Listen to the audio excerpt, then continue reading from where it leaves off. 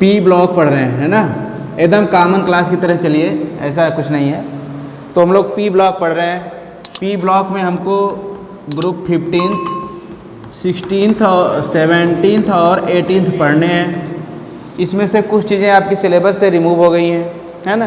तो group 15th आपको बताया था कि ग्रुप 15 के जो एलिमेंट हैं वो कौन कौन हैं, नाइट्रोजन, फास्फोरस, आर्सेनिक, एंटीमनी और बिस्मथ, ये इसके एलिमेंट्स हैं।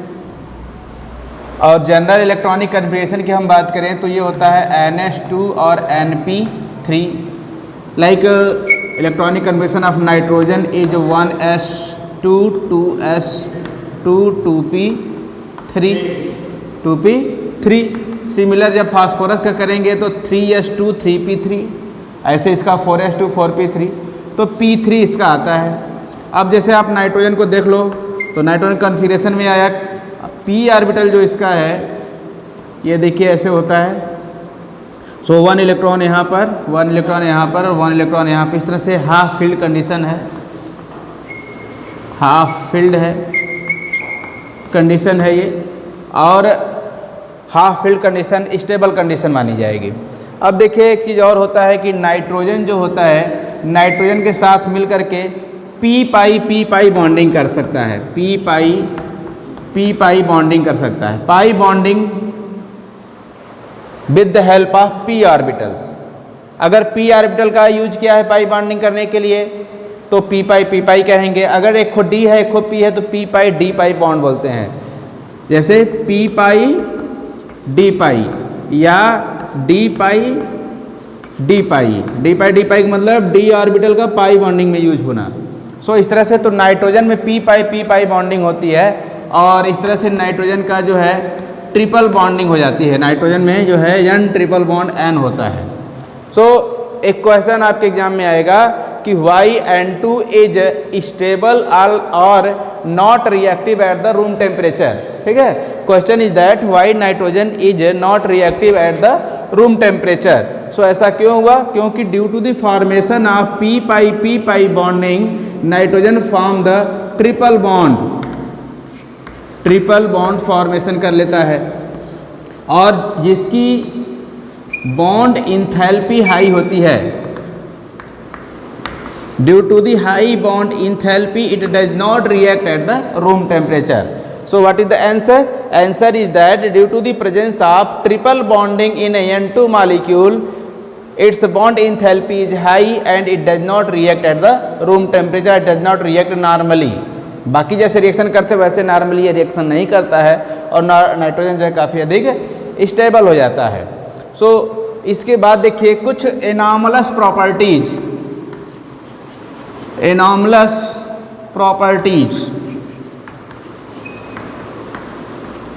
सो एनॉमलस का मतलब ये होता है कि डिफरेंट देन अदर्स। जो अदर्स हैं उसमें से इसकी डिफरेंट प्रॉपर्टीज होती है। So different that others property ये शो करता है नाइट्रोजन। ऐसा क्यों?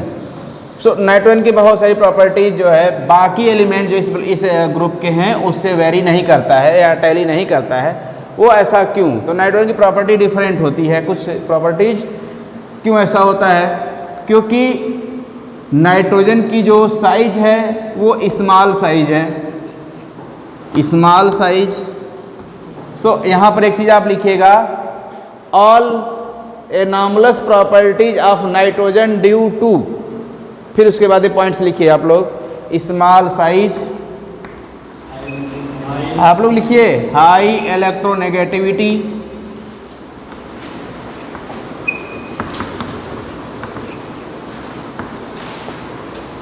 स्मॉल साइज, हाई इलेक्ट्रोनेगेटिविटी, फिर है formation of p pi bond,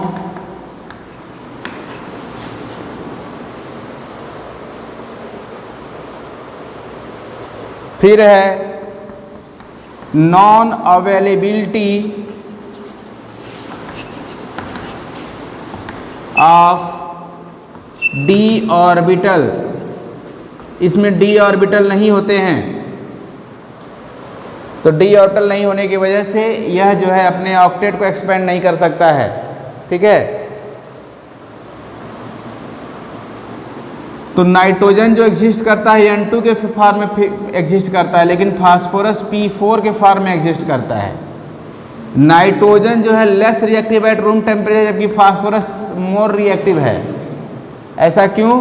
क्योंकि नाइट्रोजन के बीच में अभी जो बताया था कि नाइट्रोजन के बीच में ट्रिपल बॉन्डिंग हो जाती है, और जबकि फास्फोरस का आपको स्ट्रक्चर बताएंगे हम बाद में। फास्फोरस में जो है इस तरह से एंगल स्ट्रेन पाया जाता है, वो आपको बाद में बताएंगे। तो फास्फोरस में ऐसा रिएक्शन होता, मतलब बॉन्ड एंथैल्पी उसकी कम होती है, इसलिए वो ज़्यादा रिएक्शन करता है। देखिए बॉन्ड एंथैल्पी का मतलब आप सीधे समझिए, जैसे ये नाइट्रोजन है, यह एक नाइट्रोजन है, तो एक पहले बॉन्ड बना होगा, सिंगल बॉन्ड होगा नाइट्रोजन के बीच में, फिर ये पाई बॉन्ड है, ये पाई बॉन्ड है। तो जितनी एनर्जी इन बॉन्ड्स को ब्रेक करने में लगेगी, या आप कहिए कि जितनी एनर्जी से ये बॉन्ड बने हैं, सिमिलर एनर्जी इनको लगेगी ब्रेक करने में। सो उतना एनर्जी जब मिलेगा तब ये बॉन्ड ब्रेक होगा, जब ये बॉन्ड ब्रेक होगा तब जा करके रिएक्शन होंगे। So for the reaction it is required to first of all break down the bonds, therefore it will be react. तो बॉन्ड्स को ब्रेक करना जरूरी है। तो इसीलिए यहाँ पे हाई बॉन्ड एंथैल्पी होने की वजह से नाइट्रोजन रिएक्शन नहीं करता है, या वेरी लेस रिएक्टिव है, रूम टेम्परेचर पर तो रिएक्शन ही नहीं करता, इनर्ट बिहेवियर शो करता है। नाइट्रोजन्स को तो कुछ एनॉमलस प्रॉपर्टी से रिगार्डिंग आपके क्वेश्चंस हैं, जैसे देखिए why are pentahalide of phosphorus arsenic antimony bismuth are covalent than the trihalides. तो कोवेलेंट नेचर जो होता है, कोवेलेंट नेचर और आयनिक नेचर, दो नेचर होते हैं। तो जो नाइट्रोजन होते हैं, फास्फोरस आर्सेनिक, नाइट्रोजन को छोड़ करके बात कर रहा है, फास्फोरस आर्सेनिक एंटीमनी, इनके जो 3 इलेक्ट्रॉन्स है वो कोवेलेंट बॉन्डिंग की तरह बिहेव करते हैं, और 2 इलेक्ट्रॉन जो है कोवेलेंट बॉन्ड नहीं बल्कि आयनिक बॉन्ड की तरह बिहेव करते हैं। एक क्वेश्चन है कि दो nitrogen exit +5 oxidation state, it does not form the pentahalides, why nitrogen does not form pentahalide. Question यहाँ पे हो गया कि why nitrogen does not form pentahalide.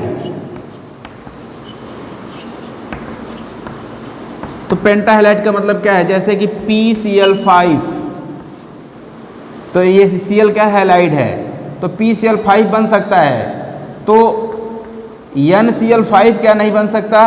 क्यों नहीं बन सकता? जैसे कि PCl3 होता है, वैसे NCl3 भी हो सकता है, लेकिन N5 नहीं, NCl5 नहीं हो सकता। ऐसा क्यों? क्योंकि नाइट्रोजन के पास, तो आप आंसर क्या लिखेंगे? Nitrogen does not have the D orbital, nitrogen के पास डी ऑर्बिटल नहीं होते हैं, therefore it does not expand it's octet, ये अपने ऑक्टेट को नहीं बढ़ा सकता। नेक्स्ट क्वेश्चन है कि PH3 has lower boiling point. अगला क्वेश्चन देखिए, PH3 फॉस्फीन की बात कर रहा है, तो PH3 has lower boiling point than NH3। Why? या गिव रीजन।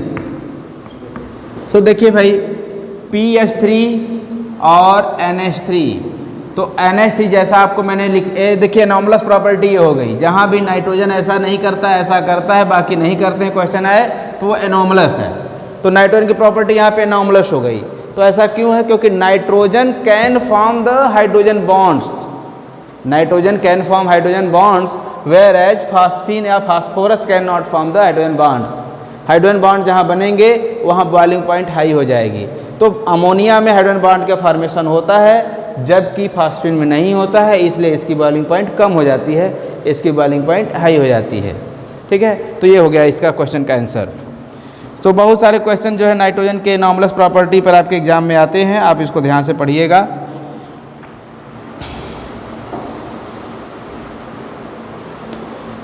अब हम लोग पढ़ेंगे अमोनिया। नाइट्रोजन का कंपाउंड है अमोनिया। देखिए अमोनिया क्या है, अमोनिया के बारे में हम लोग पढ़ते हैं। अमोनिया बहुत ही फेमस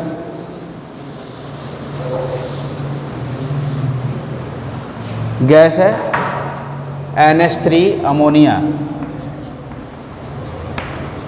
सो नेचुरली जो अमोनिया होता है वो यूरिया के थ्रू बनता है।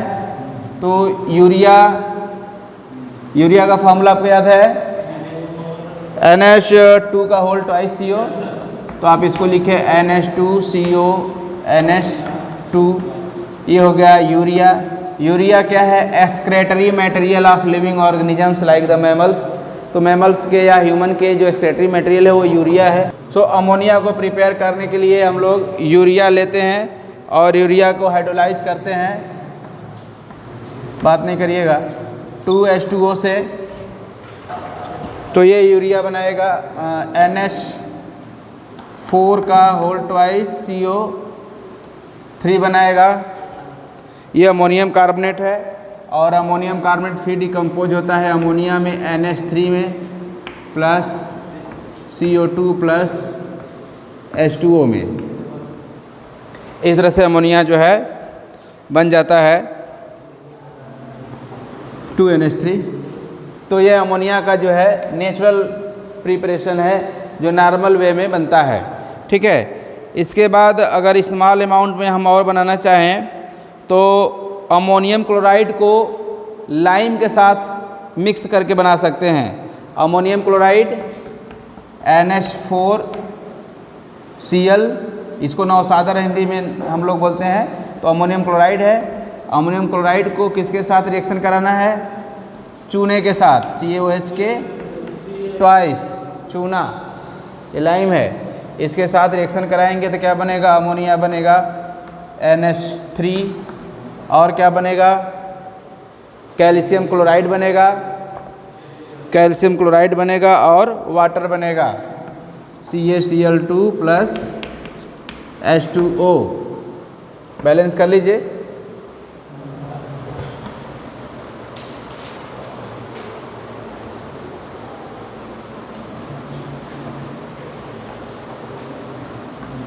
ये हो गया। सो ऐसे भी मेथड, ऐसे भी अमोनिया बन सकता है। वैसे जो अमोनिया बनाने का जो मेन फेमस मेथड है वो है हैबर प्रोसेस, ठीक है, हैबर प्रोसेस। सो हैबर प्रोसेस क्या होता है भाई? ये सबसे इम्पोर्टेंट आपके लिए है। इसमें क्या होता है? N2 गैस को हाइड्रोजन गैस के साथ रिएक्ट कराते हैं तो ये बनाता है अमोनिया, ठीक है, ये बनाता है अमोनिया। तो इसको बैलेंस कर दीजिए, ये बन गया अमोनिया। इस रिएक्शन में आयरन को कैटलिस्ट ले लेते हैं और मॉलिब्डेनम का कैटलिटिक प्रमोटर ले लेते हैं। देखो कैटलिस्ट क्या होता है? जो रिएक्शन के रेट को इंक्रीज करता है, और प्रमोटर जो होता है वो कैटलिस्ट की रिएक्टिविटी को बढ़ा देता है।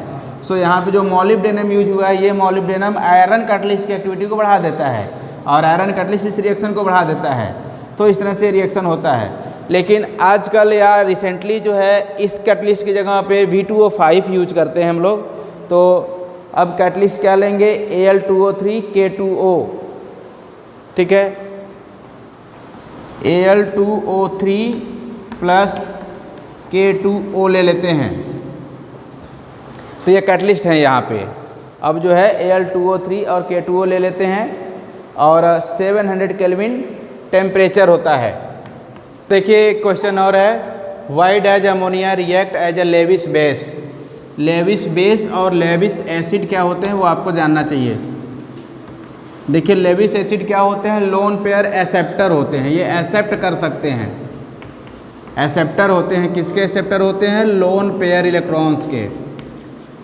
Levi's acids can accept the lone pair electrons, ठीक है। और ये जो लेविस बेस होते हैं ये लोन पेयर डोनर होते हैं, donor. These can donate the lone pair electrons.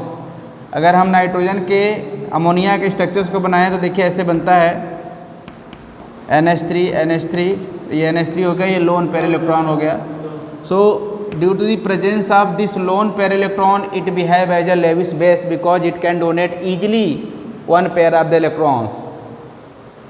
जैसे बोरॉन ट्राईफ्लोराइड, यह लेविस एसिड है और बोरॉन ट्राईफ्लोराइड का रिएक्शन अगर हम लोग अगर अमोनिया के साथ कंबाइंड करें तो अमोनिया पे लोन पेयर इलेक्ट्रॉन होता है और बोरॉन ट्राईफ्लोराइड जो है ये इलेक्ट्रॉन डेफिशिएंट है। तो ये लेविस एसिड है, ये लेविस एसिड है और ये लेविस क्या है, ये लेविस बेस है। तो ये लोन पेयर अपना इसको डोनेट कर देता है और इस तरह से बन जाता है अमोनिया बोरॉन ट्राईफ्लोराइड। यह एक कंपाउंड बन जाता है अमोनिया बोरॉन ट्राईफ्लोराइड। इस तरह से यह जो है लेविस एसिड और ये लेविस बेस है। सो क्वेश्चन आपका है कि why does ammonia react as a Lewis base, because it can donate the lone pair of the electrons. फिर इसके बाद की कोर्स में आपके क्या है कि oxides of the nitrogen, nitrogen के ऑक्साइड्स। सो यह जो है रिमूव हो गया है इस बार के सिलेबस से, ठीक है। इस बार के सिलेबस से oxides of the nitrogen remove हो गया है, इसलिए आपको ये नहीं पढ़ना है। तो और अमोनिया का रिएक्शन मेटल के साथ होता है वो आपको पढ़ना है, मैं अभी आपको बता रहा हूँ, ठीक है। देखिए reaction of ammonia with metal ions, metal ion जैसे कॉपर 2+ आयन है, कॉपर सल्फेट ले लो, कॉपर 2+ आयन हो गया। तो कॉपर 2+ आयन में अगर हम अमोनिया को गैस को मिक्स करते हैं, कॉपर सल्फेट के सोल्यूशन में अगर अमोनिया गैस डीप करें, पास करें, तो क्या होगा, ये एक डीप ब्लू कलर बनाएगा। तो कॉपर प्लस जो होता है ब्लू कलर का होता है और कॉपर प्लस का ब्लू कलर जब अमोनिया पास करते हैं तो उसका कलर डीप ब्लू हो जाता है। बहुत इंपॉर्टेंट क्वेश्चन है ये।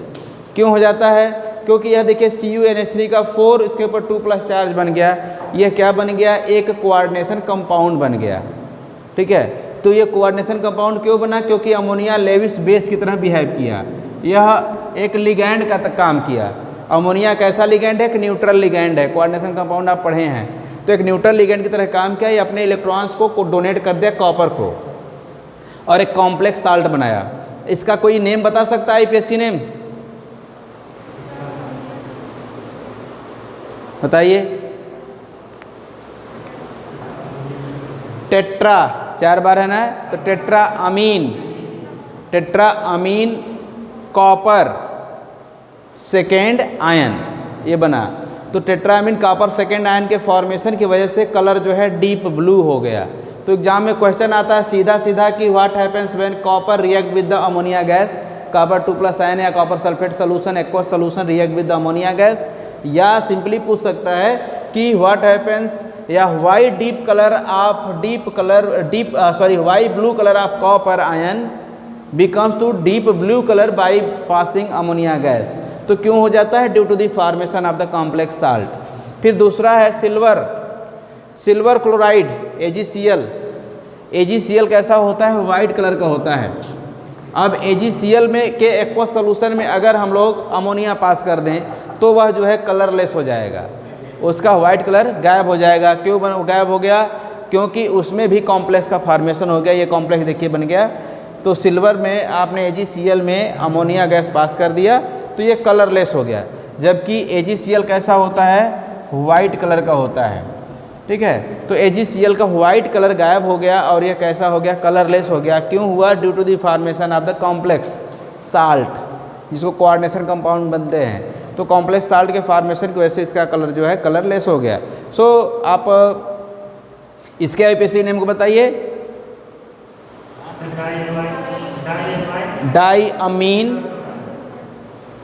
डाईअमीन सिल्वर। अब इसका ऑक्सीडेशन स्टेट फर्स्ट ऐसे लिखेंगे हम लोग, डाईअमीन सिल्वर फर्स्ट क्लोराइड, ये इसका नाम होगा क्लोराइड। आपको कुछ IPSC नेम याद है, जैसे कि अगर इसके ऊपर यहाँ पे माइनस चार्ज होता है एंटिटी के ऊपर तो सिल्वर की जगह पे आर्जेंटेट लिखते हैं, लैटिन नेम लिखेंगे। तो यहाँ पे लेकिन प्लस चार्ज है क्योंकि Cl आया है, नेगेटिव आयन आया है, तो यहाँ प्लस चार्ज है तो कोई नहीं चेंज करेंगे और इसको उसके बाहर जो है यहाँ पे ऑक्सीडेशन स्टेट के बाद जो है सीधे सीधे क्लोराइड लिख देंगे। तो इस तरह से साल्ट की फॉर्मेशन की वजह से कलर गायब होते हैं और अमोनिया जो है इजीली साल्ट फॉर्मेशन करता है। और यह बिहेवियर इसका लेविस बेस का बिहेवियर है, लेविस बेस का बिहेवियर है। और जितने भी लेविस बेस होते हैं वो लिगैंड की तरह बिहेव करते हैं। सो ये एक तरह का एक लिगैंड का एक काम करता है, ठीक है। तो ऑक्साइड ऑफ नाइट्रोजन आपको पढ़ना नहीं है। अब हम लोग जो है फास्फोरस के एलोट्रॉपिक फार्म को कल पढ़ेंगे, अगले पीरियड में पढ़ेंगे हम लोग फास्फोरस और उसके एलोट्रॉपिक फार्म्स। ठीक है।